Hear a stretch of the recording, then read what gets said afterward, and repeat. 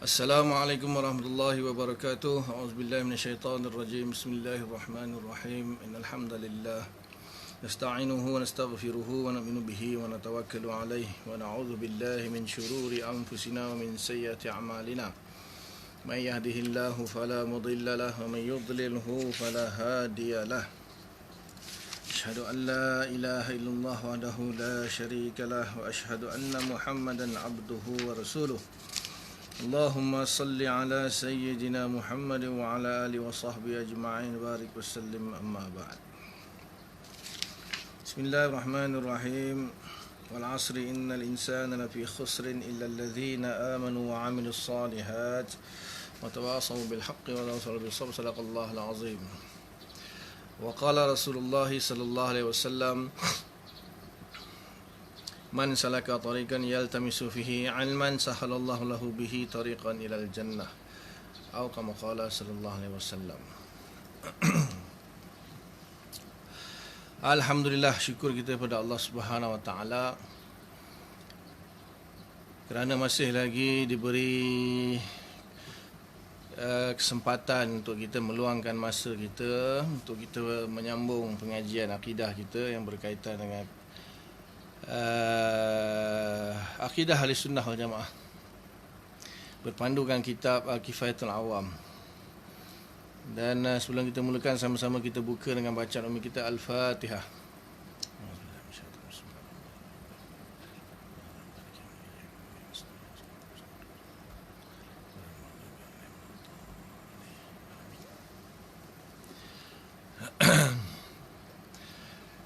Jadi sebelum saya mulakan,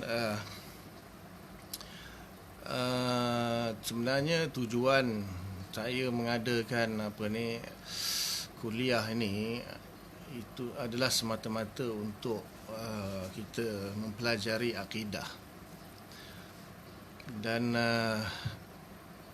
walaupun insya-Allah lah, bukannya bermaksud yang mendengar kuliah ini belum ada akidah, belum tahu akidah. Jadi semua kita mengingatkan semula atau mengulang-ulang semula. Kalau akidah kita tak sah, maka sembahyang kita pun tak sah. Jadi sebenarnya mungkin kita sudah pun berakidah, cuma ini diulang-ulang lagi supaya lebih mantap. Terutamanya yang ingin berpegang dengan mazhab Asy'ariyah lah, salah satu mazhab daripada mazhab akidah Ahlussunnah wal Jamaah. Jadi yang berpegang dengan mazhab Asy'ariyah ini, ulama Asy'ariyah berijtihad bahawa wajib kita mengetahui akidah yang 50 yang berkaitan dengan Allah dan Rasul. Sifat wajib, sifat mustahil, sifat harus bagi Allah 20, wajib 20, mustahil 1 harus 41. Dan berkaitan dengan Rasul 4 wajib, 4 mustahil, 1 harus, 9 jumlah dia 50. Jadi ini basic sebenarnya, sebab grup saya ni, saya pun bukan ulama besar, saya penuntut ilmu, masih lagi menuntut ilmu dan berkongsi dengan kawan-kawan saya lah dalam grup ni.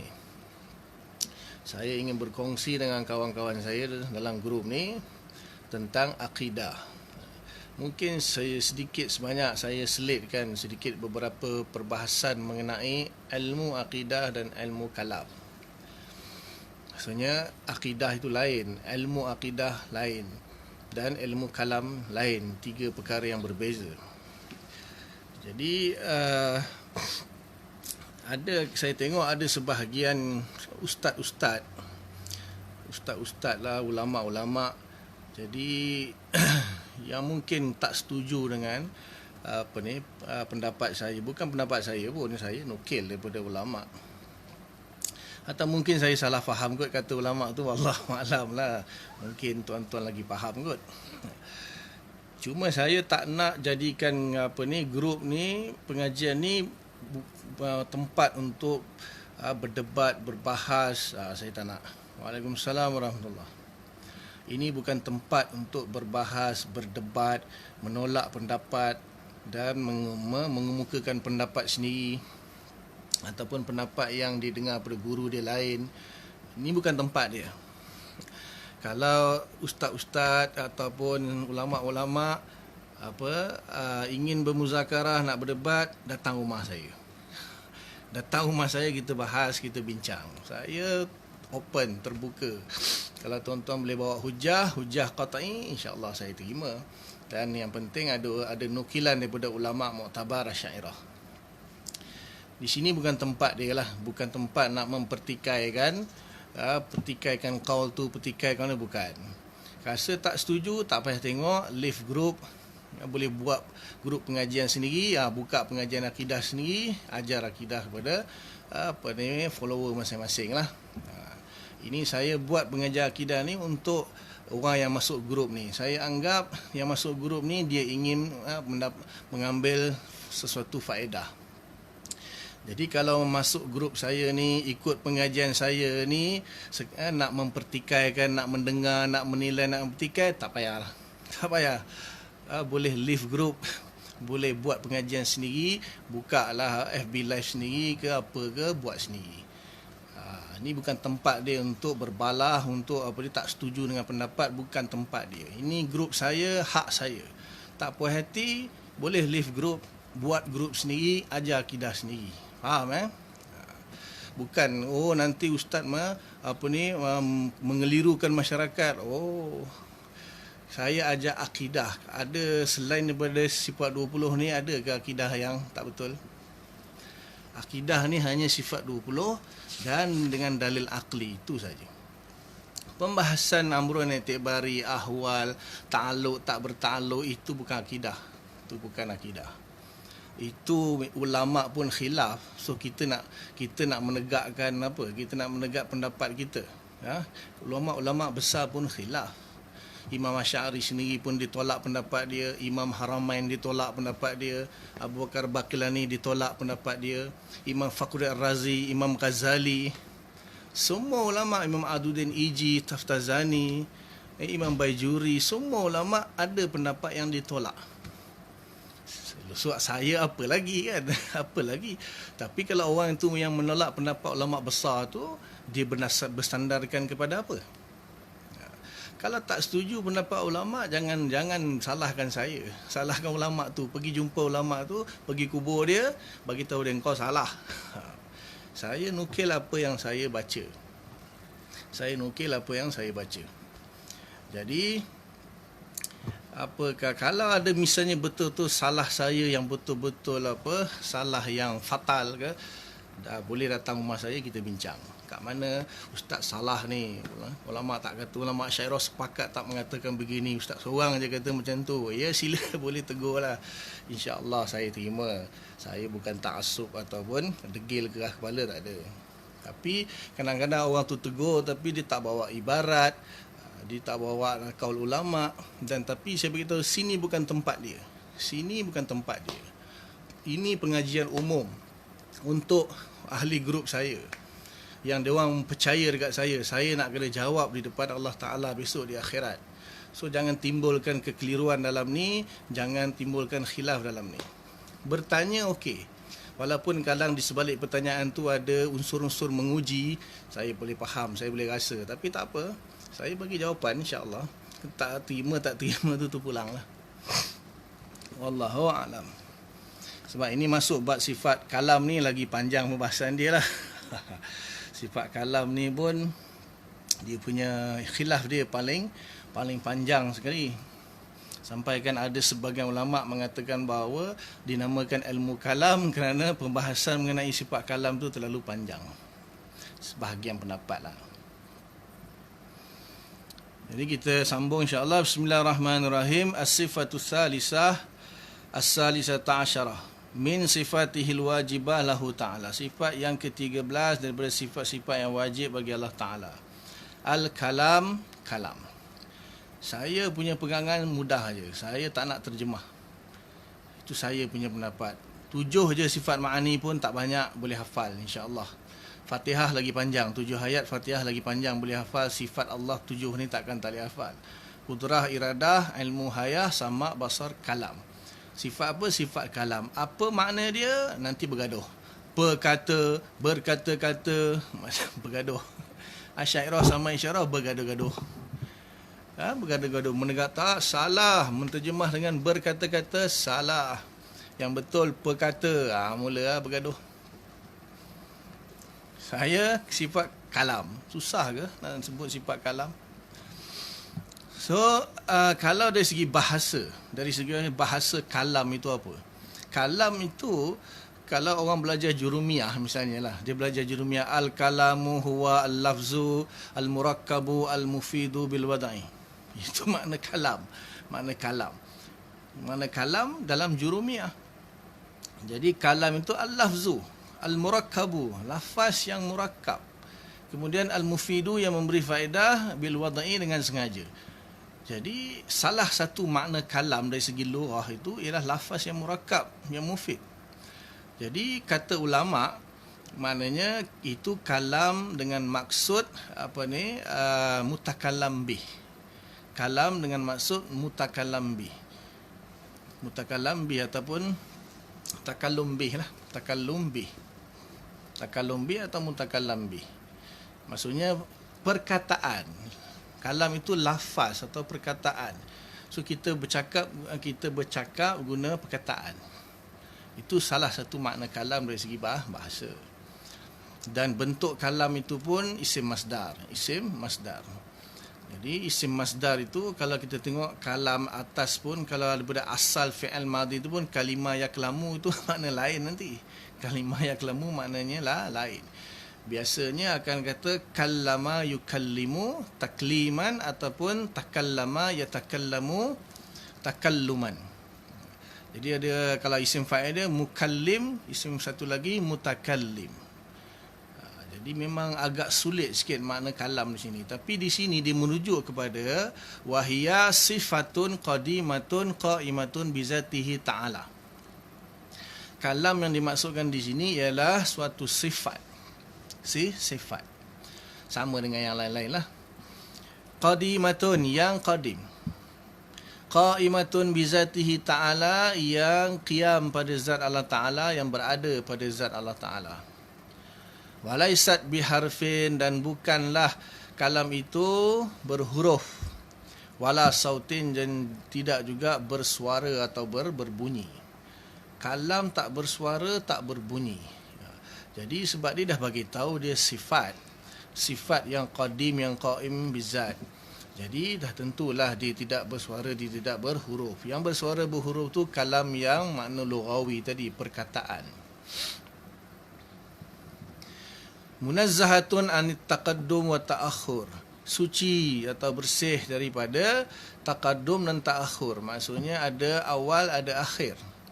Bila kita susun kan, qama zaidun, qama dulu baru zaidun, zaidun qaimun, zaidun dulu baru qaimun. Itu taqaddum ta'akhur. Ada awal, ada akhir, ada permulaan, ada pengakhiran. Wal i'rabi wal bina, ada i'rab dia pula, ada rafa, nasab, jar dengan jazm. Kemudian ada bina pula, ada bentuk-bentuk dia, bina maf'ul, bina fa'il, bina itu, bina ini.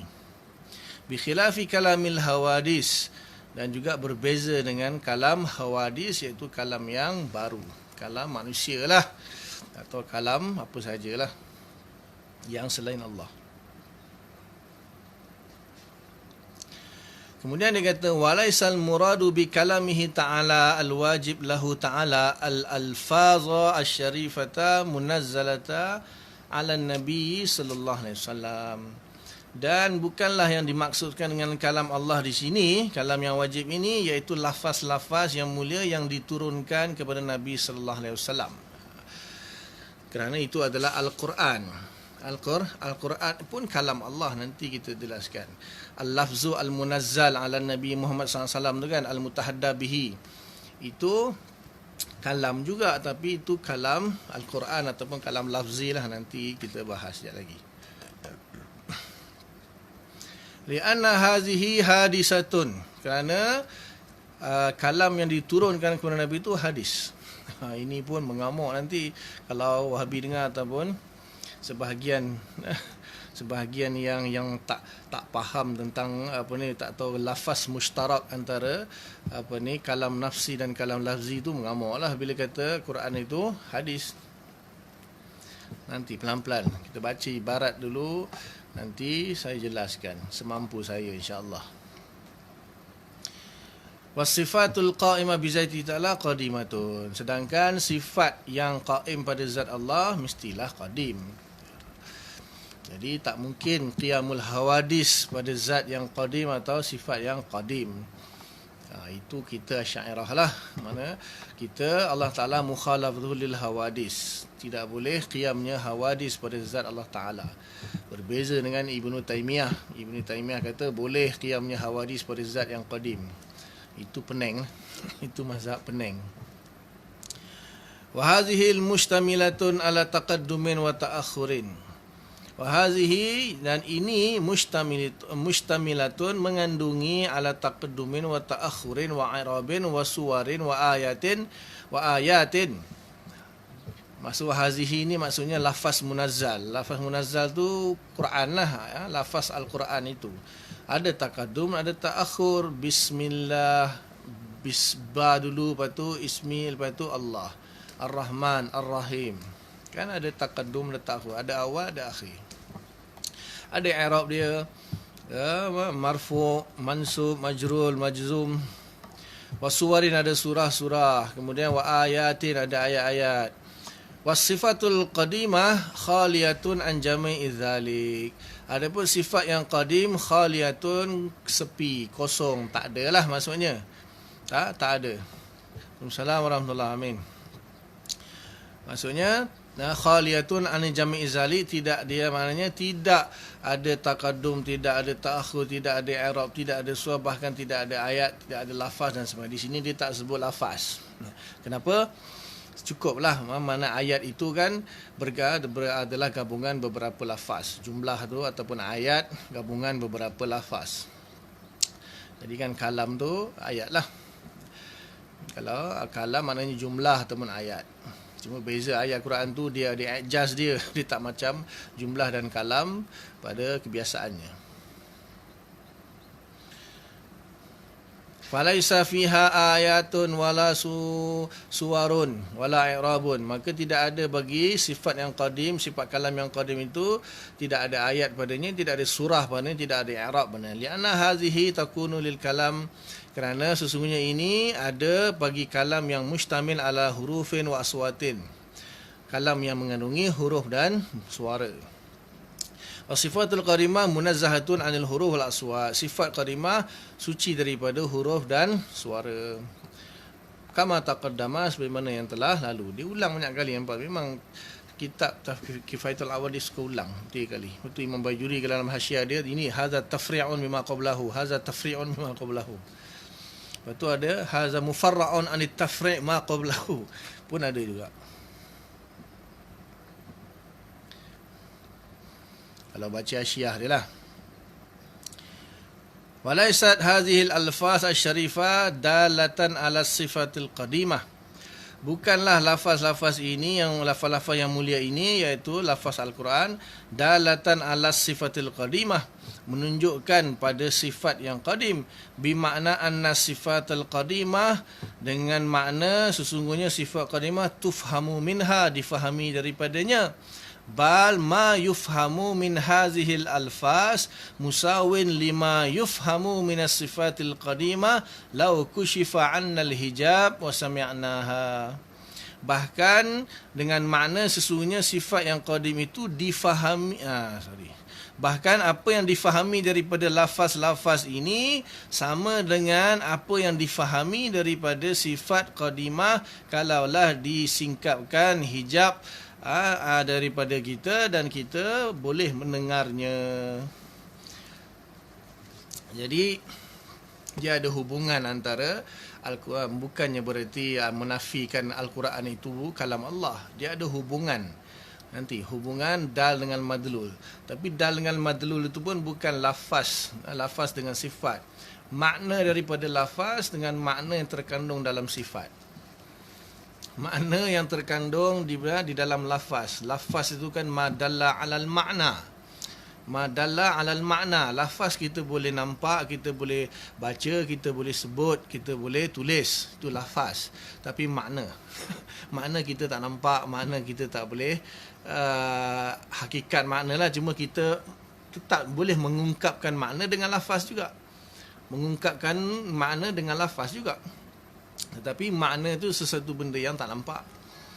Jadi makna daripada lafaz itulah merupakan dal bagi madlul makna kalam nafsi Allah. Makna lafaz Al-Quran itu adalah dalil ataupun petunjuk dal. Makna kalam lafzi Al-Quran itu, makna kalam lafzi Al-Quran itu adalah dal, penunjuk kepada makna kalam nafsi Allah. Makna sifat kalam nafsi Allah. Makna dengan makna. Banyak sebenarnya. Ini salah satu dalam kitab ni dia bagi tahu macam tu lah. Aku baca kitab lain lagi nanti lain pula disebut.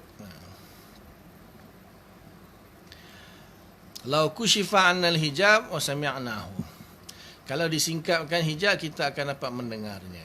Ini masalah dia sekarang, mendengar kalam ni masalah makna boleh didengar ke? Jadi di sini kuat pentingnya orang tu boleh membezakan antara hukum adi, hukum akli dan hukum syar'i. Itu awal-awal lagi saya dah bahas. Kalam mestilah boleh didengar. Kalam tak boleh mendengar. Kalau macam mana kalam tak boleh mendengar? Kalau nak mendengar mestilah ada huruf, ada suara. Macam mana kalam tak ada suara, tak ada dengar? Itu orang yang sempit. Orang yang sempit tu, wallahu alam, itu banyak terperangkap dengan hukum adat. Banyak terperangkap dengan hukum adat. Bila kita kata ru'yatullah, melihat Allah Subhanahu wa taala tanpa muqabalah, tanpa syi'a, tanpa ada Allah ada arah, tanpa Allah mengambil tempat. Ada kelompok memang tak boleh terima. Macam mana nak tengok benda tak ada kat depan kita? Itu jahil, tak tahu nak beza antara hukum adat dengan hukum akal. Ini contohlah akan pembahasan kemudian. Begitu juga dengar. Macam mana kita boleh mendengar suara, kita dengar tapi tak ada suara, tak ada huruf. Tak ada suara, tak ada huruf. Kita dengar macam mana? Pelik. Itulah hukum adat. Orang terperangkap hukum adat, kalam mesti didengar, mesti ada suara, ada huruf. Sama je macam melihat Allah mesti ada kat depan. Tak ada bezanya. So kita ada hukum akal. Hukum akal, ru'yatullah atau mendengar kalam Allah ini bukan satu kaifiat yang boleh kita bayangkan ikut hukum adat. Bukan satu perkara yang boleh kita fikirkan kaifiat dia, kita bayangkan kaifiat dia, kita boleh faham kaifiat dia, takkan boleh faham. Kita tak disuruh pun mengetahui kaifiat mendengar kalam yang tidak bersuara, tidak huruf. Kita suruh beriman, kita boleh Allah Ta'ala maha berkuasa untuk memperdengarkan kita kalam nafsi dia kalau dia kehendaki, seperti mana Nabi Musa tanpa suara, tanpa huruf. Tanpa suara, tanpa huruf. Tak boleh terima akal, bukan tak boleh terima akal. Itu hukum adat belum berpisah lagi dengan dengan otak kau. Faham? Dia kalau orang awam tu lah, bila dia tanggalkan pakaian awam dia, tertanggallah hukum adat. Selagi hukum adat tu melekat pada dia, selagi itulah dia susah nak faham. Kita bukannya bila kita tak boleh bayangkan, maknanya benda tu tak wujud. Itu Ibn Taymiyah.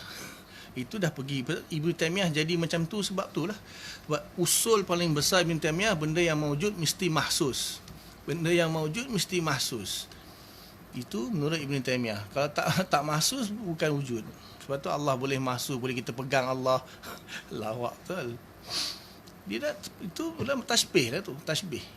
Tasbih Allah dengan makhluk dari beberapa sudut. Sudut apa pun ada tasbih dia. Dia kata tidak mesti ada qadrul mushtarak antara Allah dengan makhluk. Tasbih lah tu. Jelas itu tasbih. Dia nafi, tak apa menurut dia. Jadi jangan heran kalau kita boleh mendengar kalam nafsi Allah yang tak bersuara, tak berhuruf. Itulah Asy'ariyah mengatakan bahawa Nabi Musa mendengar kalam Allah Ta'ala. Maksud Nabi Musa mendengar kalam Allah ataupun wa kallamallahu Musa taklima.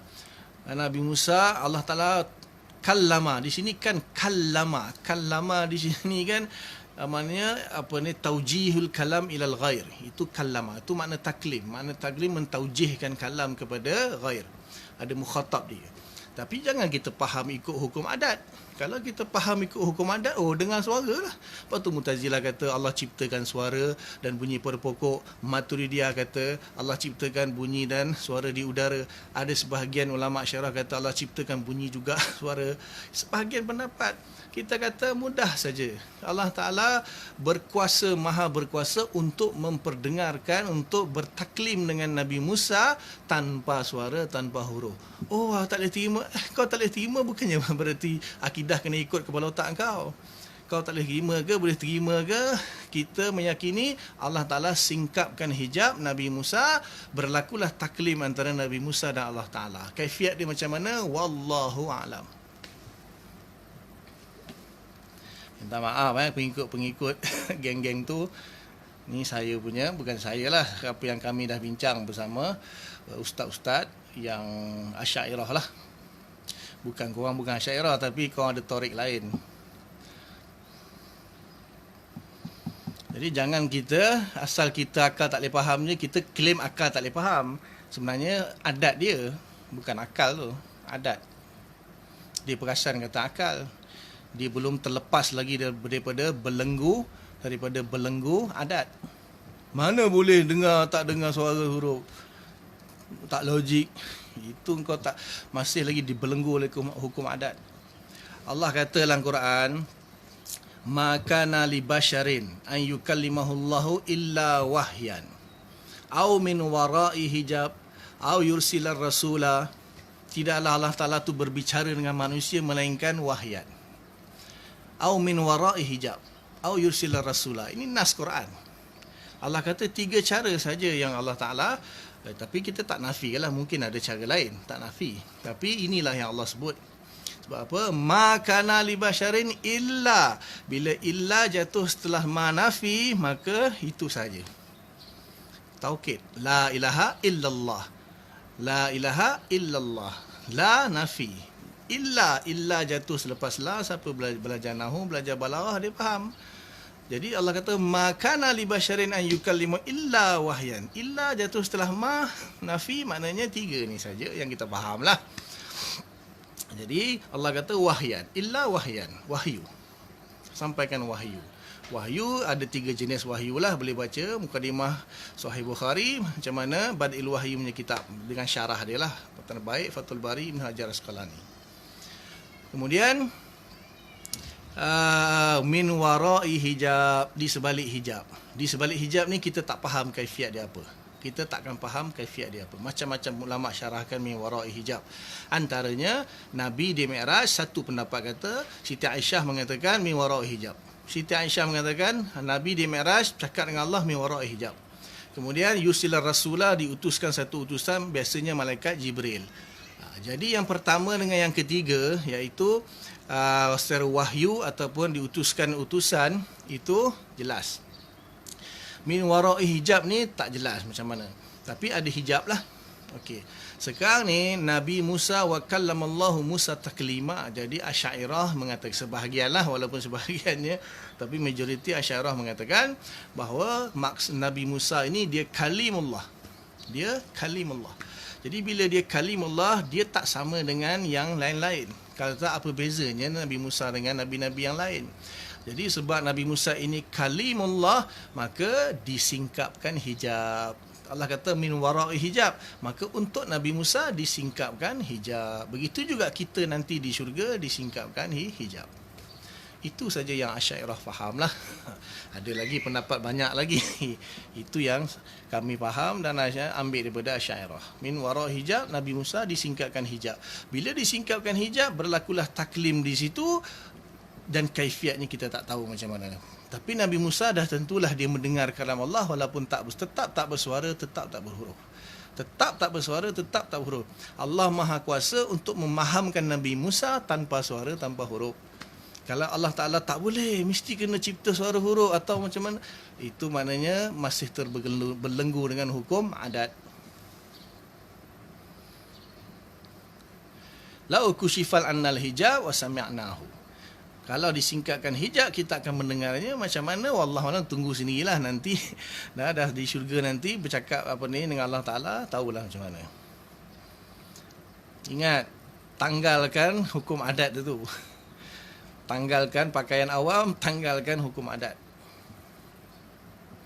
Fahasiluhu annal alfaz hazihi tadullu alal ma'na. Hasilnya ialah sesungguhnya lafaz-lafaz itu, lafaz-lafaz ini, iaitu ayat Quran lah, tadullu alal ma'na, menunjukkan atas makna, satu makna. Wa hadzal ma'na musawil lima yufhamu minal kalamil qadim al-qa'im bi zatihi ta'ala. Dan makna ini sama dengan apa yang difahami daripada kalam qadim yang qaim pada zat Allah Ta'ala. Fahrus ala hadhil farqi, maka ketahuilah dengan sungguh-sungguh. Fahrus ni maksudnya hirs ni sangat-sangat ingin. Maksudnya maksudnya disuruh kita betul-betul ambil tahulah di sini. Ala hazal farqi fa innahu yaghlatu fihi katsirun. Kerana tahulah perbezaan ini kerana ramai yang tersalah. Wa yusamma kullun minas sifatil qadimah, dan dinamakan semua daripada sifat-sifat yang qadim wal alfaz dengan lafaz-lafaz asy-syarifah, lafaz yang mulia iaitu Al-Quran lah. Qur'anan wa kalam Allah, Quran dan kalam Allah. Illa annal alfaz asy-syarifah makhluqatun maktubatun fil lauhil mahfuz. Melainkan sesungguhnya lafaz-lafaz yang mulia itu Al-Quran lah, makhluqatun diciptakan, maktubatun ditulis fil lauhil mahfuz, di lauhul mahfuz. Nazzala bihal Jibril alaihi salam ala Nabi sallallahu alaihi wasallam. Jibril menurunkannya kepada Nabi Muhammad sallallahu alaihi wasallam. Ba'da an nuzilat fi lailatul qadri, setelah diturunkan pada malam Lailatul Qadar, fi Baitul Izzah, di Baitul Izzah, mahallun fi sama'id dunya, suatu tempat di langit dunia. Kutibat fi suhufin wa wudi'at fihi, ditulis di mushaf-mushaf ataupun lembaran-lembaran, wa wudi'at fihi, dan diletakkan padanya. Qila, ada qil mengatakan, biasanya kalau qil ni sirat tamrid, maknanya sirat tamrid menunjukkan pendapat yang dhaif. Sirat tamrid maksudnya dia digunakan dalam bentuk mabni majhul. Qila, yuqalu, nuqila, dzukira, ruwiya, yuqalu, yurwa, itu semua ala mabni maf'ul atau mabni majhul, maka dia memberi makna sirat tamrid, iaitu qaul yang dhaif. Qila nuzilat fi Baitul Izzah daf'atan wahidah. Ada qil mengatakan bahawa diturunkan di Baitul Izzah dengan daf'atan wahidah, dengan sekaligus. Summa nuzilat alaihi sallallahu fi 20 sanah, kemudian diturunkan kepada Nabi Muhammad sallallahu alaihi wasallam selama 20 tahun. Wa qila fi 23. Ada qil mengatakan 23 tahun. Nabi kan menjadi nabi lebih kurang 23 tahun. Wa qila fi 25, ada qil mengatakan 25 tahun. Wa qila kana yanzilu fi Baitil Izzah fi Lailatul Qadri bi qadri ma yunazzalu kulla sanatin. Ada qil mengatakan diturunkan ke Baitul Izzah itu pada malam Lailatul Qadar dengan kadar apa yang akan diturunkan bagi setiap tahun. Walam yanzil fi Baitil Izzah dafa'atan wahidah, tidak diturunkan pada Baitul Izzah dengan sekali turun. Wallazi nuzila alaihi sallallahu alaihi wasallam al-alfaz wal ma'na, dan yang diturunkan kepada Nabi SAW ialah lafaz dan makna sekali. Wa qila nuzila alaihi al-ma'na faqat, ada qil mengatakan diturunkan makna sahaja. Wa ikhtalafa al-qailun bihaza, ulama khilaf dengan masalah ini. Wa qala ba'duhum abaran nabiy anil ma'na bi alfaz min indihi, ada sebagian ulama mengatakan Nabi yang mengibaratkan, maksudnya membuat lafaz daripada makna yang diturunkan itu dengan lafaz-lafaz daripada Nabi sendiri. Dan ini dah macam hadis qudsi pula dah. Wa qila allazi abara anha Jibril alaihi salam, ada qil mengatakan Jibril yang membuat ibarat-ibarat kepada makna yang diturunkan itu. Wa tahqiq annaha nazalat lafzan wa ma'nan, qaul yang tahqiq mengatakan bahawa diturunkan dalam bentuk lafaz dan makna sekali. Wabil jumlah, kesimpulannya fasifatul qa'imatu bizatihi ta'ala qadimatun. Secara kesimpulannya, secara keseluruhannya, sifat yang qaim pada zat Allah Ta'ala itu qadim, laisat biharfin wala sautin, bukanlah daripada huruf dan suara. Wa istashkala al-mu'tazilah wujuda kalamin wari hurufin. Mu'tazilah iskal. Dia iskal tahu istishkal maksudnya membuat apa istilah dia tu tak masuk dah, atau mempertikaikanlah, mempertikaikan wujud kalamin ghairi hurufin, tentang wujudnya kalam tanpa huruf. Mana boleh kalam tak ada huruf? Ini Mu'tazilah. Fa ajaba ahlus sunnah, maka ahlus sunnah menjawab. Al-Sunnah menjawab bi anna hadisan nafsi kalamun. Sesungguhnya hadisun nafs adalah satu kalam yang takallamu bihi syakhsu, yang mana seseorang itu bercakap dengannya fi nafsihi, dalam dirinya, min ghairi harfin wala sautin, tanpa huruf dan suara. Faqad wajada kalamun min ghairi harfin wala sautin, sungguh terdapat kalam yang bukan daripada huruf dan suara. Walaisa muradu ahli sunnah tashbiha kalamihi ta'ala bihadisin naf, tetapi bukanlah maksud ahli sunnah di sini untuk menyamakan kalam Allah Ta'ala dengan hadisun nafs bagi manusia, iaitu cakap dalam hati. Hadis maksudnya cakap dalam hati. Lianna kalamahu ta'ala qadimun wa hadisun nafsi hadisun, kerana sesungguhnya kalam Allah tu qadim, hadisun nafsi, cakap dalam diri manusia itu hadis. Bal muraduhum ar-raddu alal mu'tazilah, tapi maksud ahli sunnah di sini hanya untuk menolak pendapat Mu'tazilah fi qaulihim, pada pendapat mereka yang mengatakan la yujadu kalamun min ghairi harfin wala sautin, iaitu tidak wujud kalam yang tanpa huruf dan tanpa suara. Okey. Jadi bila sekejap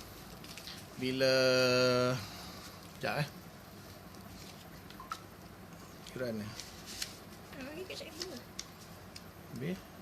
Iuran untuk bulan April tu. Ada supaya online? Boleh je mana? Standby je dulu. Kalau dia kata bayarlah 2 orang terus 90%. Okay. Hi baby. Yang apa? Nah.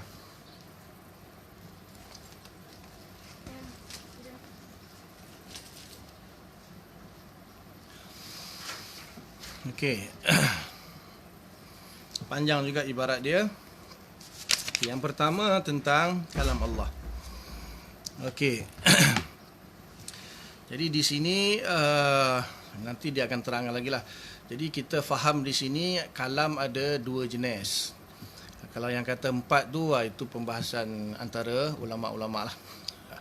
Kita orang awam kalam 2 jenis dia, iaitu kalam lafzi dan kalam nafsi. Kalam lafzi itu ialah Al-Quran. Adalah Al-Quran, apa yang tertulis dalam mushaf ataupun apa yang kita baca, apa yang dihafal oleh hafiz-hafiz Quran, itu namanya kalam lafzi. Adapun kalam nafsi itu adalah sifat yang qadim, yang qaim pada zat Allah Ta'ala. Jadi di sini ulama syarah mengatakan bahawa jadi kalam di sini adalah lafaz yang mushtarak.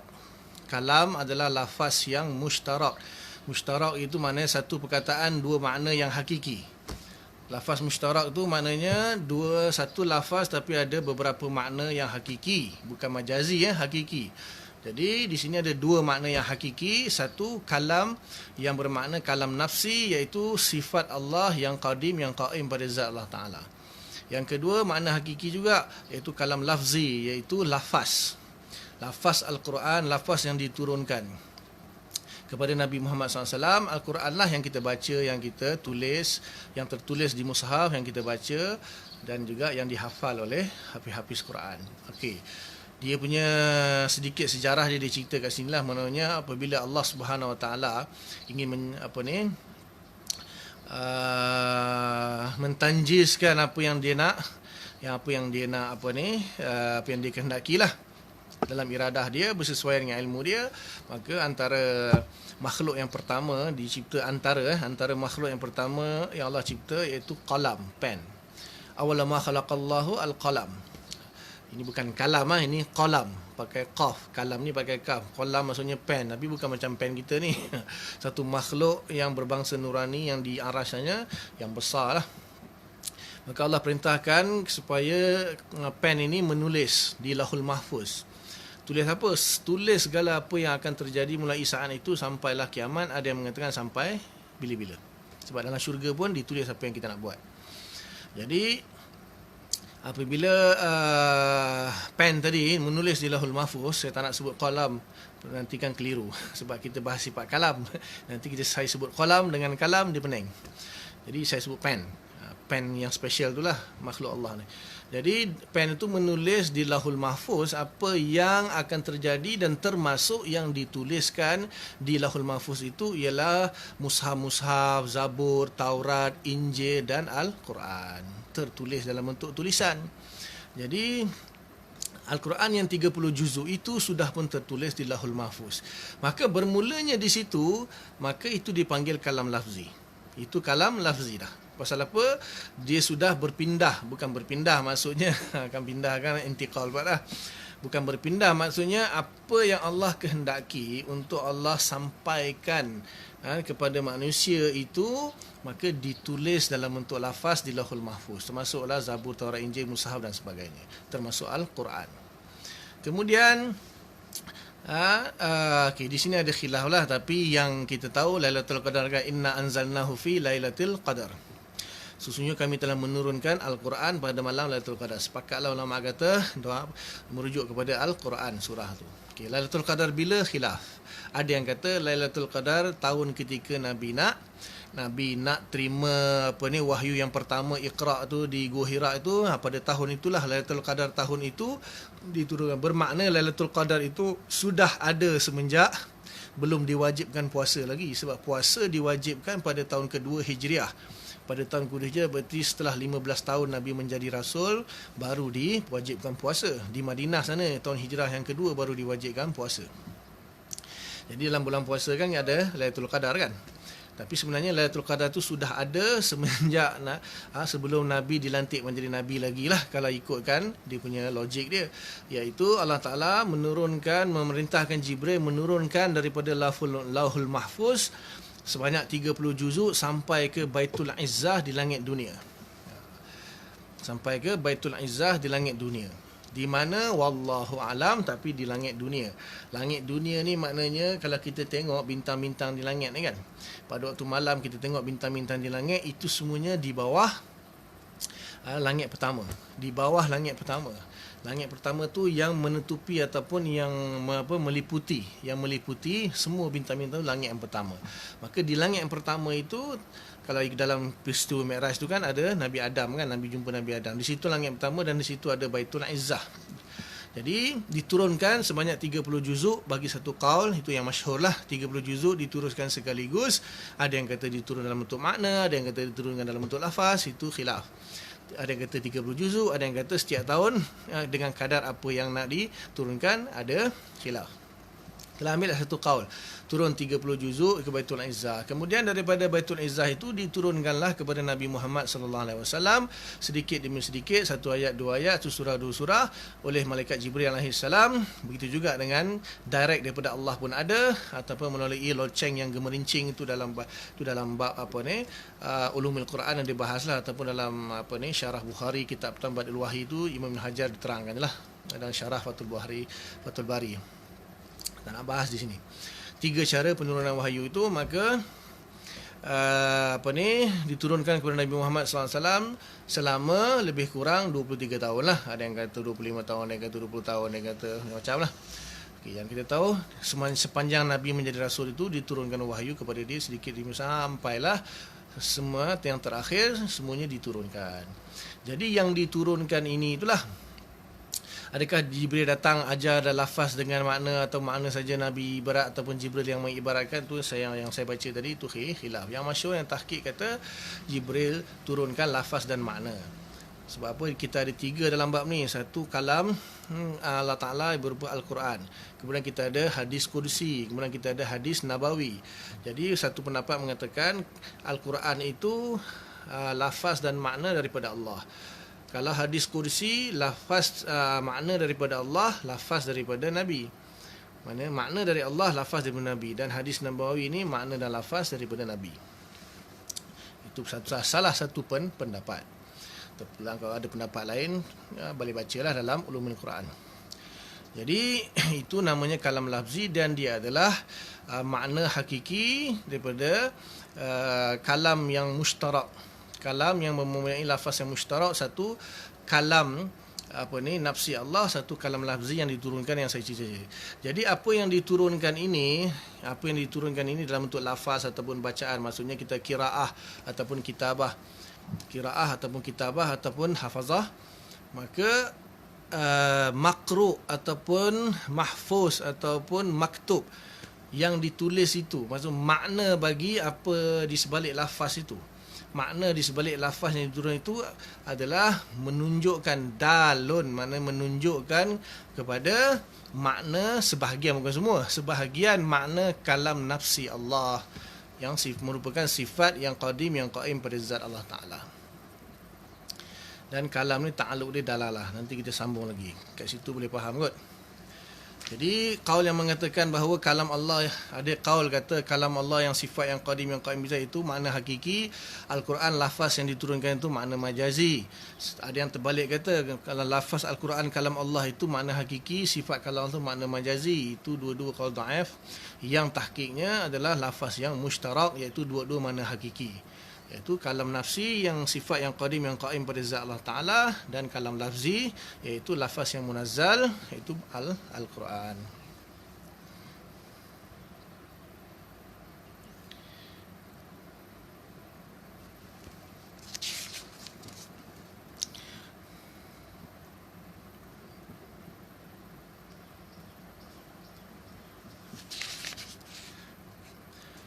Okey, kemudian dibahas tadi kan Mu'tazilah. Mu'tazilah mengingkari kalam, mana ada kalam yang tanpa suara, tanpa huruf. Maka kita ahli sunnah jawab, contohnya kalam nafs, hadisun nafs. Hadisun nafs ni saya dah bahas semalam kan, orang tanya pasal lintasan dalam hati tu kan. Maknanya kita cakap dalam hati kan, kita cakap dalam hati. Jadi kita bercakap dalam hati, ada suara, ada huruf ke? Tidak ada suara, tidak ada huruf. Jadi kalau hadisun nafs, cakap dalam hati manusia pun tak ada suara, tak ada huruf. Jadi adakah kalam Allah, kita menafikan kalam Allah tak ada suara, tak ada huruf, itu mustahil. Begitu. Tapi jangan kata maknanya sifat kalam Allah itu sama macam hadisun nafs manusia, tidak, bukan. Hadisun nafs manusia ni pun, itu pun arad. Benda itu arad. Kalam ni kalam sifat yang qadim, arad bukan qadim. Arad wasful wujudi ba'dal adam. Itu wasful wujudi. Dia tapi wasful wujudi al hadis. Wasful wujudi yang hadis. Itu arad. Jadi hadisun nafs tu arad. Jadi kalam Allah bukan arad, dia sifat yang qadim, yang wujudi, yang qadim. Jadi cuma nak memahamkan je, nak menolak Mu'tazilah kata, dia kata tak boleh fikir kalam tak ada suara, tak ada huruf. Mana boleh. Tapi Asy'ariyah kata dah kecakap dalam hati pun tak ada suara, tak ada huruf. Jadi kalau nak dikiaskan pun maknanya kita ni pun ada kalam nafsi juga, ada kalam lafzi. Jadi asalnya kalam nafsi, benda yang kita nak cakap tu dah ada dalam diri kita. Dia memang susah nak faham ni kalam nafsi ni, apa maksud kalam nafsi. Tapi ini takribul fahmi lah. Takribul fahmi sekadar nak memahami saja bukan sebenarnya ni sekadar nak memahami saja. Jadi kita boleh bercakap bahasa Melayu. Ini sekadar memahami, jangan salah faham. Kita boleh bercakap bahasa Melayu. Kenapa kita boleh bercakap bahasa Melayu? Sebab ada sifat kalam dalam diri kita kan. Boleh cakap bahasa Hindu kan? Boleh cakap bahasa Tamil, boleh cakap bahasa Cina, boleh cakap bahasa Rusia. Mungkin ada orang boleh, ada orang tak boleh kan. Orang Rusia boleh lah cakap. Pasal apa? Dia ada sifat kalam dalam diri dia yang boleh bercakap Rusia. Dalam sifat kalam dalam diri dia boleh cakap Tamil, boleh cakap Cina. Kita ada sifat kalam yang boleh kita cakap Melayu. Jadi sebab tu kita hanya boleh cakap Melayu saja. Lafaz yang keluar mungkinlah boleh bahasa Arab sikit, boleh bahasa Inggeris sikit kan. Mungkin sikit-sikit boleh India, boleh Cina, mungkin boleh sikit, mungkin yang ada yang pakar bahasa, mana adalah dalam diri dia. Itu contoh saja, bukan nak kias. Maknanya itu yang kalam yang dimaksudkan tu. Maknanya ada satu sifat, satu kuwah, ada satu malakah dalam diri kita untuk kita boleh bercakap. Orang bisu pun boleh bercakap. Betul. Tapi dia bercakap tak guna suara, tak guna huruf. Orang bisu dia buat bahasa isyarat. Betul? Orang bisu dia buat bahasa isyarat. Jadi dia pun berkomunikasi juga. Sebab dia ada kalam dalam diri dia, dia nak sampaikan kepada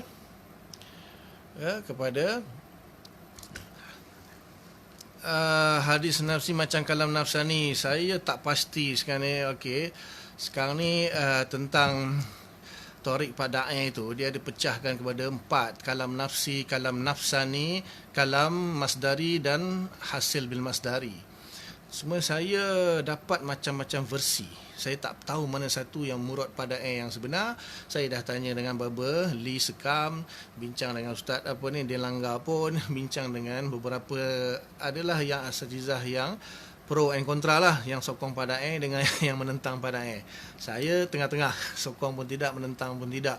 Cuma saya nak faham betul-betul dulu apa murad Pada'i sebenarnya, beza antara kalam nafsi dan nafsani. Sebab kalau ulama Imam Amidi misalnya menggunakan kalam nafsani sama macam kalam nafsi.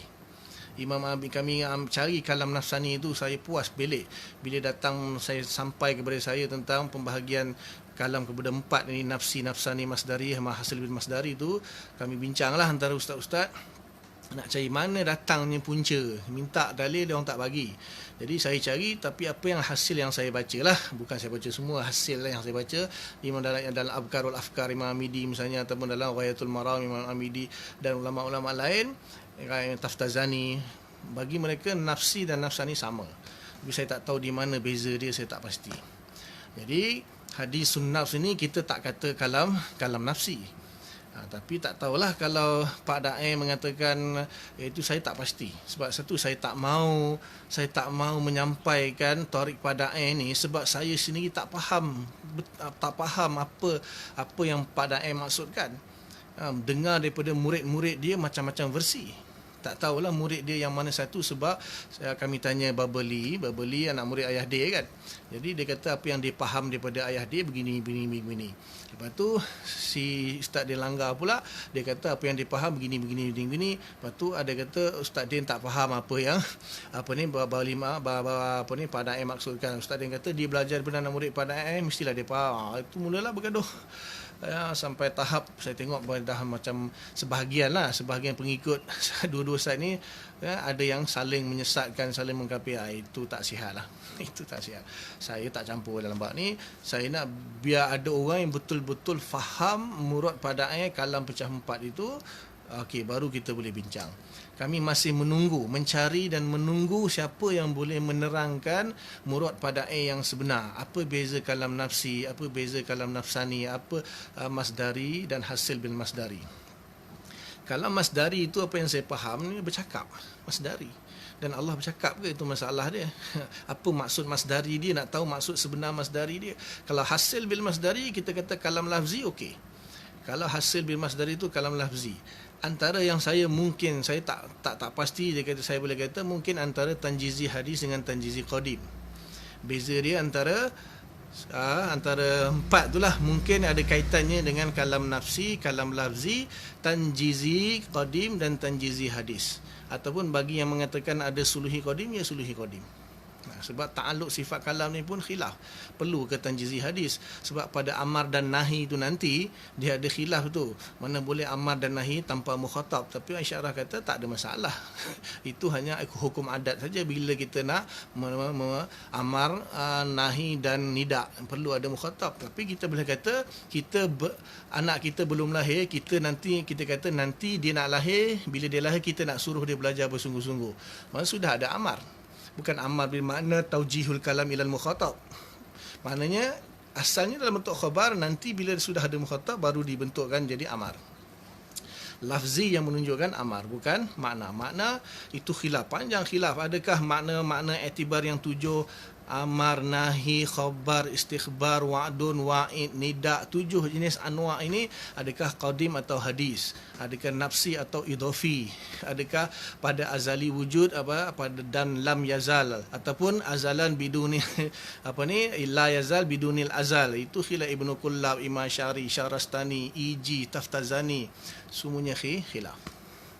Nak bahas khilaf panjang, saya tak mau orang awam terlibat dengan benda ni. Akhirnya dia pening, dia pun pening lah belajar syairah ni. Aku ke Wahabi lagi bagus. Ini di sini cukup kita ambil yang untuk orang awam. Kalau tuan-tuan nak bahas tentang tarik padai dan tuan rasa tuan faham betul tuan ni, saya alu-alukan, jom kita bincang. Saya nak tahu. Saya tak tolak. Saya nak tahu betul ke murud padai di mana dan sumber dia. Lepas tu saya okey je, tak ada masalah. Sebab tu Wabeli kata sebab tu dipanggil tarik padai, dia tak panggil tarik Asy'ariyah. Kalau tarik Asy'ariyah iyalah. Ini tarik padai, tapi padai Asy'ariyah. Padai Asy'ariyah dia ada ijtihad sendiri dia mungkin. Lepas tu kami nak tahu dulu dia punya sumber dia. So dia punya masdar marajih dia. Masdar marajih dia tolong tunjukkan. Sama je lafzi ataupun maknawi lah, tak kisahlah. Maknanya mesti ada mazinnah dia. Mazinnah daripada mana dia ambil kan. Wallahu a'lam. Saya setakat ni saya belum qatai lagi tentang nafsi dan nafsani, masdari, mahasil bin masdari. Saya cuba juga fahamkan, tapi saya tak tahu pemahaman saya tu betul atau tidak. Fahaman saya terhadap tarik pandai betul atau tidak. So bila tanya macam-macam pendapat ada. Wallahu a'lam. Sebab hadis sunnah ni masalah dia walaupun dia tidak bersuara, tidak huruf, tapi dia ada taqaddum ta'akhur tu masalah dia. Masalah hadis sunnah itu ada taqaddum ta'akhur walaupun fin nafsi tetap ada taqaddum ta'akhur. Jadi Allah Taala tidak boleh ada taqaddum ta'akhur. Itu masalah dia. Sebab tu dinafikan. Dinafikan dia kata di sini walaisa murad ahli sunnah tashbihu kalamihi ta'ala bihadisin nafs. Tapi atau dihamalkan kepada kalam nafsani itu, kalaulah kalam nafsani itu qaim pada zat, bagi saya tak boleh lah. Sebab apa? Menyalahi Asy'ariyah. Sebab apa? Kalam nafsani itu dia kalau qaim bizat, maknanya ada taqaddum ta'akhur walaupun tidak ada suara, tidak ada huruf, tetap ada taqaddum ta'akhur.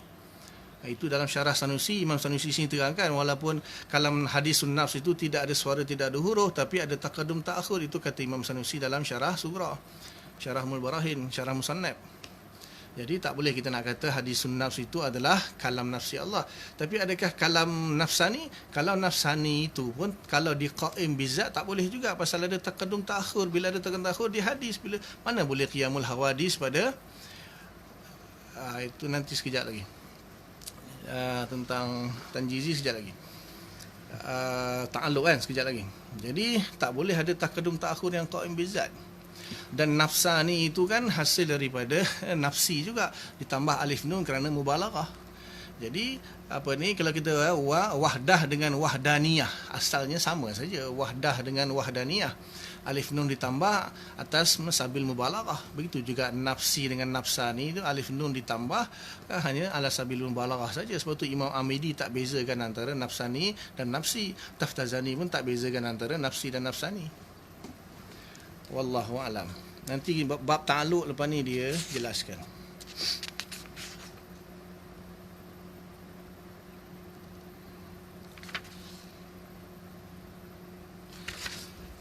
Wa dalilu wujubil kalami lahu ta'ala qauluhu ta'ala wa kallamallahu Musa taklima. Dalil wajibnya sifat kalam bagi Allah Subhanahu wa taala ialah firman Allah Taala wa kallamallahu Musa taklima. Iaitu Allah Ta'ala bertaklim dengan Nabi Musa. Bertaklim, nak cakap apa bertaklim? Tak berani nak terjemah. Kalau terjemah kata berkata-kata, bercakap atau apa, wallahu alam. Kalau Asy'ariyah, maksud taklim Allah di sini kan kallama yukallimu taklim. Taklim dia ada makna kalam, taklim dengan mutaka ataupun takallum. Menurut Imam Abul Hasan Syari, kalam, taklim, takallum sama menurut Imam Abul Hasan Asy'ari. Menurut ulama lain, kalam lain, kalau taklim lain. Taklim taujihul kalam ilal mukhatab, itu taklim. Itu dari segi lughawinya, adakah pada Allah berlaku. Dan ada yang mengatakan kalau taklim itu bukanlah ta'alluq sifat. Sebahagianlah kata, sebahagian pendapat kata taklim itu bukan ta'alluq sifat kalam, tapi ta'alluq sifat kudrah. Ta'alluq sifat kudrah itu menyebabkan bila Allah taklim, maknanya macam mana ilmu lah. Ilmu Allah ta'lim, Allah allama, Allah mentaklim, itu bukan ta'alluq sifat ilmu. Ta'lim itu Allah Ta'ala mengajar manusia, ta'alluq sifat kudrah. Begitu juga taklim, menurut sebahagian pendapat taklim bukan ta'alluq sifat kalam. Kalam ta'alluq dia dalalah. Ta'alluq dia dalalah. Bila dalalah, Allah memberi dalalah dengan sifat kudrah kepada manusia. Itu sebahagian pendapat. Sebahagian pendapat. Ada memang saya cakap apa ni, bab kalam ni paling panjang bahasa ni. Kemudian bila kita kata Allah Ta'ala kalam berkata-kata, Baba Ritaudin ditolak, berkata tak boleh berkata-kata. Kita faham, kami faham berkata-kata dengan berkata tak sama. Berkata-kata dengan berkata tak sama. Berkata itu bercakap. Berkata itu bercakap. Contohnya qala Rasulullah SAW, Nabi SAW berkata, dalam bahasa yang lebih mulia, lebih hormat, kita kata Nabi bersabda lah. Bersabda. Ataupun kalau makna lughawi dia, qala Abu Hurairah, kata Abu Hurairah. Allah telah Abu Hurairah berkata, kan? Qala telah berkata Abu Hurairah. Berkata. Kita tak kata qala Abu Hurairah telah berkata-kata Abu Hurairah. Salah. Jadi berkata-kata dengan berkata tak sama. Kami faham berkata-kata itu ialah memiliki sifat kalam. Jadi berkata-kata itu memiliki sifat kalam. Memiliki sifat kalam maksudnya takallum. Dan kaunuhu mutakalliman itu dalam sifat ma'nawiyah, kaunuhu mutakalliman, adanya Allah Ta'ala itu bersifat dengan sifat kalam. Jadi sebab tu Imam Abu Hasan Asy'ari tak membezakan antara kalam, taklim dan takallum. Abu Hasan Asy'ari tak bezakan. Jadi berkata-kata itu ialah memiliki sifat kalam. Itu kami punya terjemah. Tapi bila kita terjemah sifat kalam, tak bolehlah kata Allah memiliki sifat kalam. Maknanya dah itu namanya sifat itu kalam. Kaunuhu mutakalliman itu maksudnya Allah Ta'ala memiliki sifat kalam. Qiyamnya sifat kalam pada zat Allah Ta'ala. Jadi tidak ada bahasa yang lebih sesuai lagi nak diterjemahkan dengan sifat ma'ani kalam. Maka kita kata kalam Allah Ta'ala berkata-kata, makna lazim. Makna yang melazimi sifat kalam. Bukan makna yang hakiki pada kalam, lafaz kalam itu sendiri menurut sifat ma'ani. Faham Macam-macam soalan ni. Takdir ini dah bahas qada dan qadar siri 17. Tengok siri 17, semuanya saya dah jelaskan tentang takdir. Tengok siri 17 qada dan qadar. Ini apa pula ni? Wahabi debat, dia kata Allah riyad tapi tak sama dengan makhluk. Serah pada Allah tu, Wahabi tu macam mana? Jap. Wahabi nanti kejap. Ini kita fokus kepada kalam dulu. Nanti ujung sekali saya jawab Wahabi.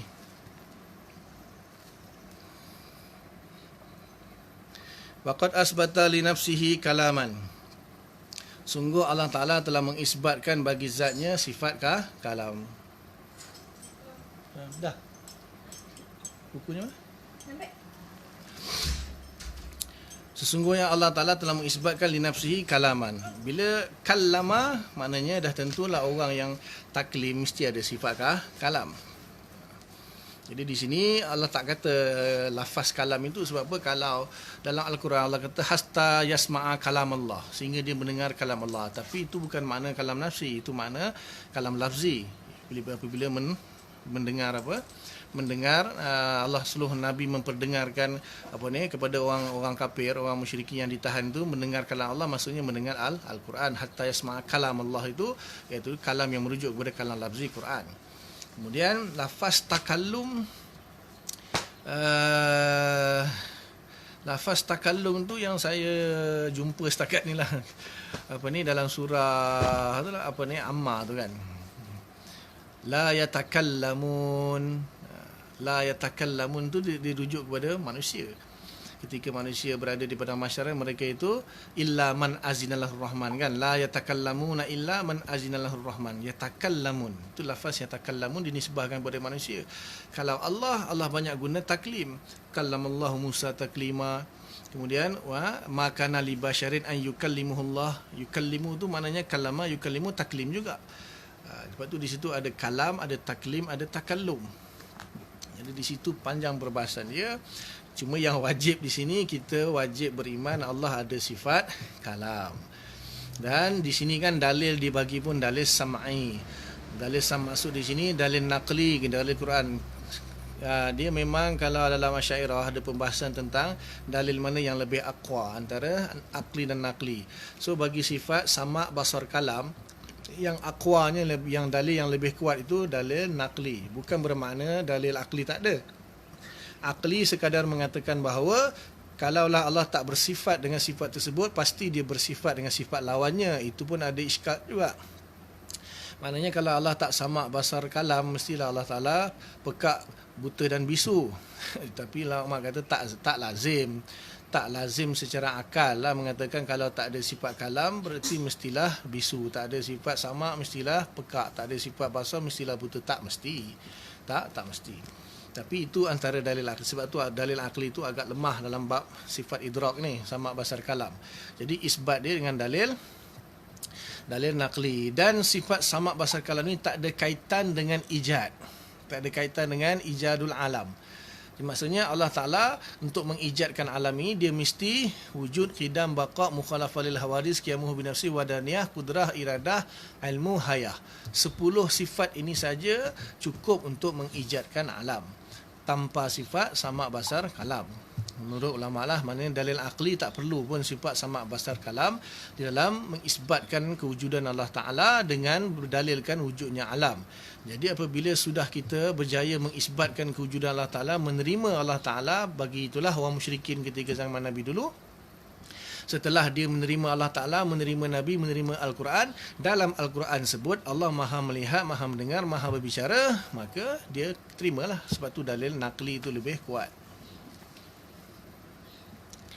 Wal kalam yata'allaqu bima yata'allaqu bihil ilm minal wajib wal jaiz wal mustahil. Adapun sifat kalam, dia bertakluk seperti mana bertakluknya sifat ilmu daripada perkara yang wajib, yang harus dan yang mustahil. Lakin ta'alluqul ilm biha ta'alluqul inkishaf.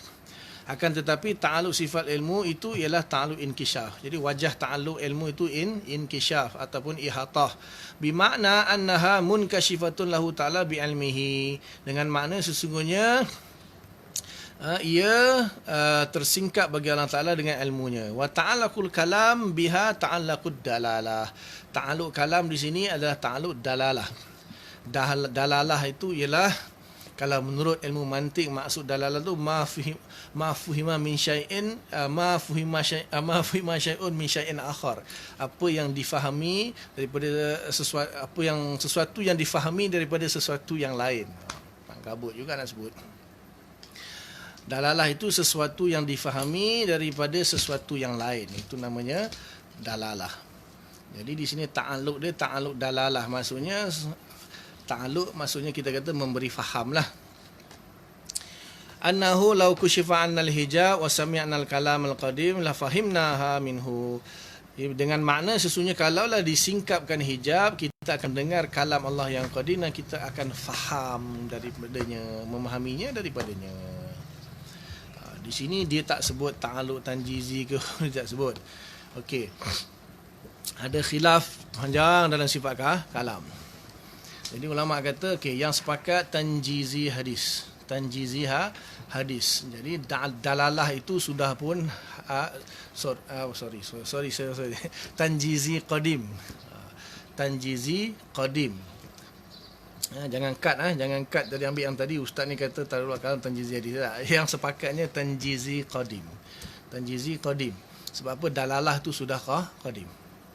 Sifat kalam qadim, ta'alluq dalalah, ta'alluq pun qadim. Ta'alluq dia tanjizi qadim. Sebab apa? Tak mungkin dalalah tak ada dalalah, lepas tu baru dalalah tak boleh difahami. Jadi oleh kerana ta'alluq dia dalalah, maka tanjizi qadim. Okay. Isu dia sekarang ni bila kallamallahu Musa taklima, ataupun bila Allah Subhanahu Wa Taala kan dalam alam roh kan, dalam Al-Quran bila kita baca Al-Quran ada kan Allah Taala tanya pada semua roh-roh, alastu bi rabbikum, tidakkah aku ni Tuhan kamu? Qalu bala syahidna, roh jawab. Kemudian Allah Ta'ala kata kat malaikat, inni ja'ilun fil ardi khalifah, sesungguhnya aku nak buat khalifah di muka bumi. Malaikat jawab pula kan, ataj'alu fiha man yufsidu fiha wa yasfiku dima, adakah engkau nak buat makhluk yang akan menumpahkan darah, buat kerosakan? Qalu inni a'lamu ma la ta'lamun, Allah kata aku lebih tahu apa yang kau tak tahu kan. Dalalah dengan dilalah boleh baca dua. Masyhur dilalah. Masyhurnya dilalah, tapi menurut Syekh Zakaria Ansari, Syekhul Islam Syekh Zakaria Ansari, dia kata yang fasih adalah dalalah. Itu saya terikut-ikut Syekh Zakaria Ansari lah, sebab dia kata yang fasih itu yang sebenar dalalah, tetapi masyhur dilalah. Syekh Said Fudah pun guna dilalah. Ramai guna dilalah, tapi Syekh Zakaria Ansari kata yang tahqiq, yang fasih itu dalalah. Tapi saya terikut-ikut Syekh Zakaria Ansari, dalalah. Terpulang dilalah, dalalah boleh. Tu Syekh Zakaria Ansari kata yang fasih dalalah. Terpulanglah. Masyhur dilalah. Saya mula-mula pakai dilalah, lepas tu tukar dalalah. Dah terbiasa pakai dalalah. Jadi apa tadi? Okey, ta'alluq. Jadi oleh kerana maknanya Allah Ta'ala ta'alluq dalalah. Okey, dalalah ni untuk Allah sendirilah, dah tentulah qadim. Kemudian dalalah untuk manusia. Manusia ni kan, manusia ni baru dalam ataupun makhluk lah. Al-Quran itu sendiri kan.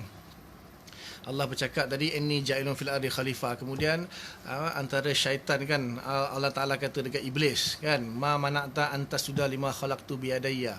Apa yang melarang kau daripada sujud terhadap apa, kepada apa yang aku ciptakan dengan titik. Kemudian apa ni, Allah kata uskun anta wa zaujukal jannah, wahai Nabi Adam kan, itu semua kan amar tu. Uskun anta, duduk tinggallah engkau dengan isteri kau dalam syurga. Dan Nabi Musa lagi, wa ma tilka biyaminika ya Musa, apa yang ada pada tangan kanan kau wahai Musa. Qala hiya asaya aw tawakkau fiha ila akhirih ayat. Okey. Limanil mulkul yaum, di akhirat nanti kan. Jadi itu, adakah itu benda itu hanya sekadar ikhbar saja ke memang berlaku hakikatnya, maknanya ada dialog di situ, bukan monolog. Itu memang itu agak susah sikit nak difahami. Itu ada khilaf banyak. Jadi kalaulah benda itu berlaku secara secara bil waqi', bil fa'al, benda itu terjadi, maksudnya maknanya kalau Asy'ariyah mengatakan Allah Ta'ala singkapkan hijab, maka berlakulah di situ perbualan tersebut. Kalau menurut Maturidi Allah ciptakan suara, maka terjadilah perbualan. Cuma nanti bila diceritakan dalam bentuk tu, kita baca Quran kan, kita rasa seolah-olah tu dialog, seolah-olah dia dialog antara Allah. Maknanya ada awal, ada akhir, ada cakap berhenti. Itu kan hudus. Jadi mustahil Allah Ta'ala punya sifat hudus. Jadi ada ulama kata itulah tanjizi hadis, katanya itu tanjizi hadis, sifat kalam. Maknanya Allah Ta'ala mentaujihkan kalam. Cuma kaifiat taujih dia itu khilaf. Macam mana kaifiat taujih? Kalau Maturidi menciptakan bunyi dan suara macam Mu'tazilah. Kalau Asy'ariyah singkapkan hijab, memahami kalam nafsi Allah. Kemudian Quran menceritakan dialog itu ikut bahasa manusia. Contoh macam orang bisu kan.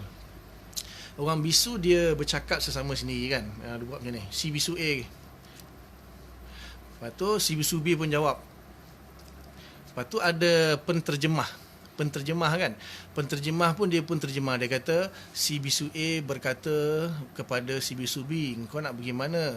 Kemudian si bisu B pun jawab, mana boleh pergi mana-mana ni, PKP kena duduk rumah, tak boleh pergi mana-mana. Si bisu A jawab, bosanlah duduk rumah kan, bila nak habis PKP ni? Si bisu B menjawab, alah sabarlah nanti habislah kot. Padahal si bisu A dan si bisu tak cakap pun, tak berkata-kata pun, tapi penterjemah itu kan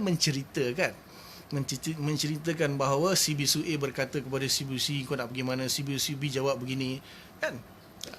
Jadi Al-Quran itu menceritakan seolah-olah berlaku dialog, tetapi apa pada hakikatnya bil fa'al itu, pada waqi'nya menurut Asy'ariyah disingkapkan hijab. Cuma dicerita kaifiat kita tak tahu macam mana, bila disingkapkan hijab macam mana kaifiat tu tak tahu macam mana, tapi Allah cerita dalam bentuk dialog. Macam mana orang bisu bercakap, tapi yang menterjemahkan tu dia cerita dalam bentuk perkataan. Padahal orang bisu tu tak cakap pun, dia tak keluarkan perkataan pun. Itu contohlah taqribul fahmi. Tapi yang kata berpegang kepada Allah ciptakan suara bunyi bagi dia ni mukhatab dia dengar, itu pendapat Maturidi, sebahagian Asy'ariyah juga, Abu Ishaq Spiroyani dan yang lain-lain. Kemudian Mu'tazilah pun kata Allah ciptakan kalam. Cuma beza Maturidiyah dengan beza Mu'tazilah, Maturidiyah mengisbatkan kalam nafsi, walaupun dia kata Allah kalam lafzi itu Allah cipta. Mu'tazilah menafikan kalam nafsi, hanya isbat kalam lafzi saja, itu kalam makhluk yang diciptakan. Banyak lagi. Ini Wahabi, Taimiyah, Salaf dan sebagainya. Kalau Salaf pure tidak bahas bab ni. Salaf tidak bahas. Dia hanya amirruha kama ja'at, itu saja salafus soleh yang pure lah. Ini yang buat salaf, sudo salafi, salafiyah, nisbah ni salaf. Dia kata kalam Allah Ta'ala itu lafaz dan hurufnya qaim bizat dan qadim. Itu. Dan Karamiyah pun ada pendapat dia. Ibnu Taimiyah pula lagi pelik pula. Ibnu Taimiyah kalam mana boleh, kalau lafaz dan huruf itu qadim mustahil, kata Ibnu Taimiyah. Tetapi dia hadis, tetapi hadis yang qaim bizat. Wah, boleh pula hadis qaim bizat Allah Ta'ala, boleh, dia ada dalil dia. Lepas tu dia kata hawadis yang Allah Ta'ala tu sentiasa bercakap, bila dia nak bercakap, bila dia tak nak bercakap. Ini Ibn Taimiyah, itu yang memberi waham tu. Kadang-kadang bila Babari Taudin kata Allah nak bercakap, dia bercakap, kalau tak bercakap, dia tak bercakap, itu sebenarnya membawa waham kepada pahaman Ibn Taimiyah. Saya tak kata dia Ibn Taimiyah, tapi perkataan dia boleh mewahamkan orang. Kita jangan ingat kita cakap, orang semua faham cakap kita. Orang lain boleh salah faham. Sebab apa? Ibnu Taimiyah kata Allah nak cakap, tak nak cakap, dia berhenti, kan? Iza uridu an yaqul yatakallama kama syaa bima syaa mata syaa. Banyak Allah bercakap bila nak cakap, bila masa nak cakap, ataupun dia tak nak cakap. Itu Ibnu Taimiyah. Itu memberi waham kat situ. Jadi Ibnu Taimiyah kata qiyamnya khawadis pada zat. Macam-macam pendapat kalam tu. Saya ada satu kitab bahas tentang sifat kalam sahaja. Itu satu kitab tebal ni, 1 inci tebal je, bahas sifat kalam sahaja. Semua kaul-kaul dalam Islam lah, maksudnya maqalat islamiyin. Maksudnya semua pendapat Mu'tazilah, Karamiyah, kemudian Musyabbihah, Mujassimah, Taimiyah, Wahabiyah, kemudian Asy'ariyah sendiri pun dalam mazhab sendiri pun khilaf. Imam Aduddin Iji pula ada qaul, tapi banyak orang salah faham juga tentang Imam Iji punya Aduddin Iji punya kalam. Sebab Imam Iji kata dia mengisbatkan kalam nafsi Allah tu lafaz dan makna yang qadim. Jadi bila dia kata lafaz yang qadim, itu Imam Bajuri, Imam Syarqawi dalam syarah Syiah ala Syarah Hudhudi dengan Imam Bajuri mengatakan bahawa Imam Kalam Iji itu mengisbatkan huruf dan lafaz yang qadim, itu mustahil. Padahal Imam Iji kata lafaz sahaja, dia tak kata lafaz yang mempunyai huruf dan suara yang qadim. Sebab huruf dan suara qadim itu khilaf dengan maqul lah, itu jelas. Itu benda yang badihi, khilaf dengan maqul. Cuma saya tengok dalam Mawaqif dengan dalam kitab Mawaqif tu, Imam Iji tak sebut suara dan huruf. Dia hanya sebutlah lafaz. Tapi maksudnya lafaz yang bukan lafaz kita. Lafaz yang bukan murattab, bukan muallaf, bukan tersusun, maknanya bukan daripada bunyi dan suara, tapi lafaz. Ini maknanya lafaz dengan makna yang layak bagi Allah Ta'ala lah. Itu Imam Iji. Kalau Imam Asy'ari kata tak, makna saja, kalam nafsi itu makna bukanlah lafaz. Memang khilaf dengan jumhur Asy'ariyah lah. Tapi tak juga dia kata suara dan huruf qadim lah. Itu siapa yang nukilkan. Cuma ulama habis tu kenapa Imam Bajuri dengan Imam Syarqawi kata macam tu? Ulama besar, muhakkik. Mungkin kalau saya jawab, mungkin itu lazim. Bila kita sebut lafaz, maka lazim daripada kita mendengar lafaz, maka kita akan tahu lafaz tu mesti ada suara, mesti ada huruf. Itulah lafaz. Jadi sebab tu bukan Imam Bajuri dengan Imam Syarqawi nak terus serang Imam Iji. Iji lagi tinggi, lagi hebat. Tapi mungkin sebab dia tak nak orang bila Imam Iji sebut lafaz, jadi bila sebut saja lafaz, lazim bagi lafaz itu kan suara dan huruf. Jadi bila lafaz itu qadim, nanti orang ingatkan Imam Iji isbatkan suara dengan huruf qadim. Itu khilaf badihi, itu benda yang badihi, benda yang daruri, khilaf dengan maqul. Tak mungkin orang macam Imam Iji tu sebut macam tu. Tapi saya tengok dalam Taftazani syarah, guru dia Iji Taftazani syarah dalam syarah Aqaid Nasafiyah, dia kata dia sebut lafaz, tapi maksud lafaz dia itu bukan lafaz yang murattab, bukan lafaz yang muallaf daripada huruf suara. Lafaz saja, maksudnya lafaz yang bukan macam lafaz kita ni, dengan makna yang layak bagi Allah lah. Itu Imam Iji. Syarastani pun sama, Taftazani pun ada kecenderungan kepada guru dia Imam Iji. Dan yang itulah yang mana yang untuk orang awam itulah kita isbatkan sifat kalam bagi Allah, dalil dia wa kalamullah Musa taklima, selesai. Itu beza Quran dengan sifat kalam Allah dah saya jelaskan tadi.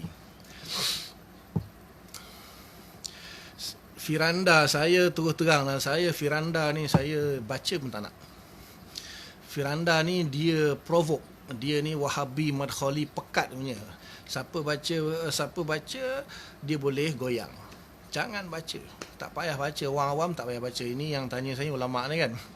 Tak apa, nanti saya malas sebenarnya kalam Firanda ni, saya malas. Sebab apa? Dia orang ni Firanda Wahabi ni dia memahami Asy'ariyah ikut dia punya faham. Dia faham Asy'ariyah ikut dia punya faham. Dan seolah-olah dia lebih faham Asy'ariyah daripada Asy'ariyah sendiri. Itu saya malah nak layan. Kita tak memaksudkan macam tu. Dia kata Asy'ariyah kata macam ni, Asy'ariyah kata tu, Asy'ariyah macam ni. Seolah-olah dia lebih faham Asy'ariyah daripada Asy'ariyah sendiri. Itu saya tak malah nak layan. Terutama Firanda ni. Firanda lagi saya memang tak layan. Tapi tak apa, saya tengoklah, insya-Allah. Boleh jugalah. Sebab apa yang dia nukil tentang Asy'ariyah semuanya kebanyakan tak betul. Kebanyakan tak betul. Dia salah faham. Asy'ariyah sendiri nak faham Asy'ariyah pun makan puluh-puluh tahun. Asy'ariyah sendiri yang kononlah saya kononnya nak bermazhab Asy'ariyah. Saya nak faham Asy'ariyah pun makan tahun. Saya rasa mungkin puluh tahun baru saya boleh faham Asy'ariyah yang sebenarnya.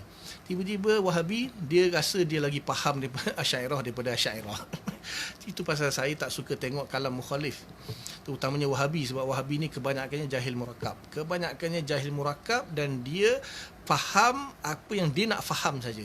Dan dia yakin dengan apa yang dia faham. Sebenarnya kita tak bermaksud macam tu pun dia claim kata kita kata macam tu. Itu saya malas layan. Saya malas layan Wahabi ni.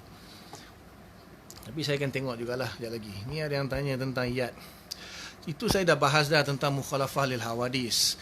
Salafus soleh ada yang sebut yad bila kaif. Kemudian yang kedua, yadun laisa ka aidina. Kemudian yadun kama yaliqu bihi. Kita tak nafikanlah salah, ada salaf yang kata macam tu, kita tak nafi. Tetapi sekarang ni saya dah kata qaul salaf ini hujah ke? Itu yang boleh saya cakap macam ni, mengamuklah Wahabi. Kita ahli sunnah wal jamaah, Quran, hadis, ijma', qiyas. Itu yang muttafaq alaih. 4 masadir ini muttafaq alaih. Adapun yang mukhtalafih ada 10. Yang dalil yang mukhtalafih ada 10. Antaranya qaul sahabi. Qaul sahabi tau, bukan qaul salaf, qaul sahabi. Kalau kita kata qaul salaf termasuk sahabi, maknanya kena ada qaul salaf dan qaul sahabi dan salaf. Qaul sahabi itu pun bukan mukhtalafi. Kemudian maslahah mursalah, kemudian amalul ahlil Madinah, kemudian istishan, kemudian istishab, kemudian saddu zara'i, kemudian syara' man qablana, kemudian al-akhzu bil aqal, kemudian uruf, kemudian apa lagi tak ingat dah. Dia 10 tu yang mukhtalafi, dalil yang mukhtalafi. Tak ada dalam 10 tu qaul salaf, tak ada. Qaul salaf bukan hujjah. Itu dalam fiqh tu, belum lagi dalam akidah. Jadi qaul salaf ni walaupun disebut Imam Hanifah sebut, saya ada kitab Imam Hanifah walahu yadun bila kaif. Walahu yadun bila kaif. Tapi bila kita tanya orang awam, faham apa tu walahu yadun bila kaif? Faham ke? Banyak orang awam tak faham, tambah lagi orang Melayu. Walahu yadun bila kaif. Dia orang ni konon nak ikut salaf, apa yang salaf sebut tu kita kena ikut. Bila tanya balik apa maksud walahu yadun bila kaif tu, apa maksud dia? Kaif tu sendiri apa maksud dia? Lughawi, istilahi, istilah lughawiyin, istilah mufassirin, istilah mutakallimin. Apa makna kaif tu? Apa makna beza kaif dengan takyif? Apa jenis-jenis kaif? Itu pun dia tak faham. Dia ikut salah. Maksudnya masih mutasyabihat. Walahu yadun bila kaif masih mutasyabihat. Paling pun kita kata kenapa Imam Abu Hanifah nak mengatakan walahu yadun bila kaif, selepas tu dia kata tak boleh takwil kerana bila mentakwil menafikan sifat. Itu pun pendapat Ibn Taimiyah, pendapat Ibn Hanifah kata bila takwil menafi sifat itu tak lazim. Siapa kata lazim takwil menafi sifat? Tak ada ulama sepakat kata siapa takwil berarti menafi sifat. Takwil tak semestinya menafikan sifat. Jadi nak kata tangan itu bila kaif, tangan itu sifat, sebenarnya Imam Abu Hanifah kata nak mengatakan bahawa kita kena isbatkan ya, tapi jangan kita i'tikad tangan itu anggota, tangan itu jisim ataupun juz'un minal jisim. Itu saja maksud Imam Abu Hanifah. Maksudnya mengisbatkan tangan kerana dia warid dalam Al-Quran, kita tak boleh tolak. Bila kita tolak maknanya kita tolak Al-Quran. Tu dia tuduh kita Jahmiyah pula. Memang kita kena isbat, tetapi bukan isbat tu ada banyak mana. Isbat kala khabaran, isbat lafzan, isbat maknan. Isbat apa? Isbat jumlatan, isbat ayatan, isbat apa? Isbat tanya pun tak faham isbat tu apa. Bila minta terangkan maksud salam isbat tu, isbat apa? Terangkanlah dulu isbat apa. Lepas tu kami isbat bila tahrif, bila wala tahrif, wala ta'til, wala tashbih, wala taqyih, wala tamsil. Terangkan tengok apa makna ta'rif. Terangkan tengok apa makna ta'til, apa makna tashbih, apa makna tamsil, apa makna apa lagi tahrif. Terangkan dulu. Lughatan, istilahan, istilah lughawi, istilah daripada mufassirin, istilah mutakalimin. Terangkan jenis-jenis tashbih ada berapa? Jenis-jenis tahrif ada berapa? Jenis ta'til ada berapa? Lafaz ke, makna ke, hakikat ke, majaz ke? Tak kerti, kelang kabut. Itu malah nak bahas. Wahabi ni saya malah bahas. Jadi kita pun jadi bodoh. Imam Syafi'i kata jangan layan jahil murakab. Jadi kita layan, kita pun jadi bodoh. Tapi dia confident. Yang penting saya ikut salaf. Kau jawablah depan Tuhan. Macam-macam. Jadi bukan kita nafikan salah, ya salah kata, tetapi tak sesuai untuk kita orang awam dan orang Melayu. Kita masih tak faham yad bila kaif, kita masih tak faham. Ataupun kalaulah walahu yadun laisa ka'aidina, itu lagi teruk. Itu lagi teruk walaupun ada salaf kata, tapi itu lagi teruk. Untuk orang Melayu, engkau mungkin orang Arab kan, Arab salaf tu, silakan. Jadi kita senang aja. Berhala ada yad laisa ka'aidina. Betul? Setuju ke tak? Berhala ada yad laisa ka'aidina. Yad berhala sebelah kanan 4, ada yang tak tahu 5 ke 6, sebelah kiri 4, 5, 6. Berhala. Pernah tengok berhala tokoh Hindu 4 tangan dia. Lihat tu, walahu yad laisa ka'aidina. Jadi Allah pun ada yad laisa ka'aidina juga, tak tahulah yad Allah macam mana tu. Masa mengisbatkannya, kita tanya yad tu makna dia apa pun tak boleh jawab. Yad tu makna dia apa, hakiki ke majazi ke apa, dia tak boleh jawab juga. Itu malah layan Wahabi ni. Ataupun kama yaliku bihi, yad kama yaliku bihi, itu lagilah layak ke Allah ada tangan. Layak. Oh Allah sebut. Lepas tu saya cakap, okey, sekarang ni kau nak isbat apa yang Allah isbat. Okey. Bila Allah kata kan wahfid janahaka lil mu'minin. Wahai Muhammad, rendahkan sayapmu di hadapan orang beriman. Allah isbat tu, janahaka, sayapmu wahai Muhammad. Nabi ada sayap? Tanya Wahabi, dia isbat tak Nabi ada sayap? Kalau dia kata mak sayap tu makna lain, maknanya dia dah takwil. Bukan takwil, tafsir. Okey, tak apalah, tafsir. Takwil dengan tafsir. Kami tak takwil, kami tafsir. Okeylah, tafsir, kami pun tafsir juga. Kalau macam tu kami pun tafsir makna yad, bukan takwil. Kalau kau kata maknanya, biar tak tahulah, minta tanya apa beza antara mushtarak dan muradif, antara takwil dan tafsir. Itu pun dia gagal. Muradif ke mushtarak antara takwil dan tafsir, ataupun ada hubungan umum khusus mutlak ke, ataupun umum khusus biwajhin. You tanya nisbah mantik tu lagilah dia pening. Antara takwil dan tafsir, adakah dia muradif ataupun taraduf, ataupun dia umum khusus mutlak, ataupun dia umum khusus biwajhin, pun pening. Tu tak payah bahas Wahabi ni. Kononnya nak jadi salaf. Mudah-mudahan Allah Ta'ala maafkan dia orang tu je lah. Itu yang. So kita Asy'ariyah kita bahas benda yang qat'i, sifat yang muhkam, sifat yang qat'i. wujud, qidam, baqa', mukhalafah lil hawadis, qiyamuhu binafsih, wahdaniyah. Qudrah, iradah, ilmu, hayah, sama', basar, kalam. Itu qat'i muhkamat, itulah Asy'ariyah. Asy'ariyah tidak yattabi' ma tasyabaha minhu. Asy'ariyah tidak mengikuti ayat-ayat mutasyabihat, ayat dan juga lafaz-lafaz mutasyabihat. Asy'ariyah tak yattabi'. Engkau orang yang yattabi' dan kecoh dan bising. Lepas tu kau kata kita takwil lah, itulah inilah. Engkau orang yang wa fi qulubihim zaighun, Allah kata. Wa ammal ladzina fi qulubihim zaighun fayattabi'una ma tasyabaha minhu. Orang yang ada zaig dalam hati dia itulah yang ikut ayat mutasyabihat dan lafaz mutasyabihat. Kita tak bahas mutasyabihat dalam akidah kita sifat 20. Ada mutasyabihat dalam sifat 20? Ha? Ada sifat mutasyabihat, ayat mutasyabihat ke dalam sifat 20? Itulah akidah Asy'ariyah. Berlepas diri daripada Allah dah larang, Nabi dah larang, kita pun tak bahas sifat mutasyabihat. Kita ambil secara umum, laisa kamitslihi syai'. Selesai.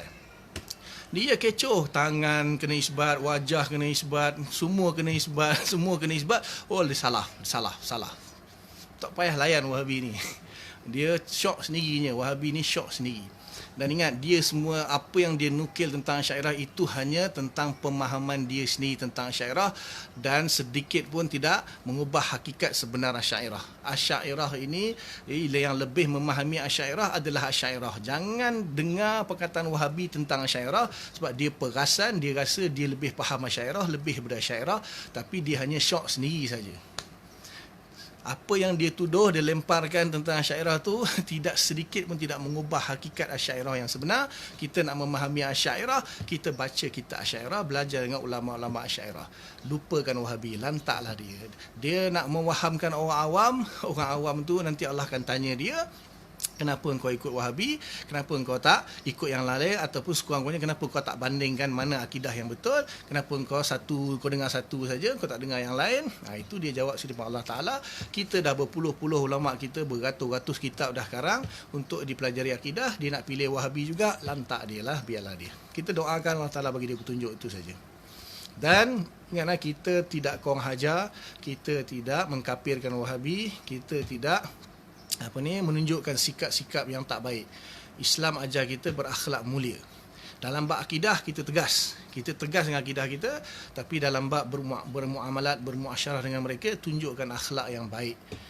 Seperti macam Nabi macam mana pun orang kafir ke orang ni, Nabi tunjuk akhlak yang baik. Jangan kita tunjuk akhlak yang buruk kepada Wahabi. Akidah kita memang bertentangan dengan dia, tetapi akhlak kita tunjuk akhlak yang baik kepada Wahabi. Boleh Wallahu alam. Setakat tu dulu. Panjang malam ni pagi ni. Jadi kalau ada apa-apa nak bahas lebih, bolehlah. Mungkin lepas PKP ni kita boleh bincang. Kitab pun banyak ada, kita boleh muzakarah lah bagi nak mendalami. InsyaAllah kalau ada yang alim-alim lagi besar tu, saya minta mohon tolong tunjuk ajar lah.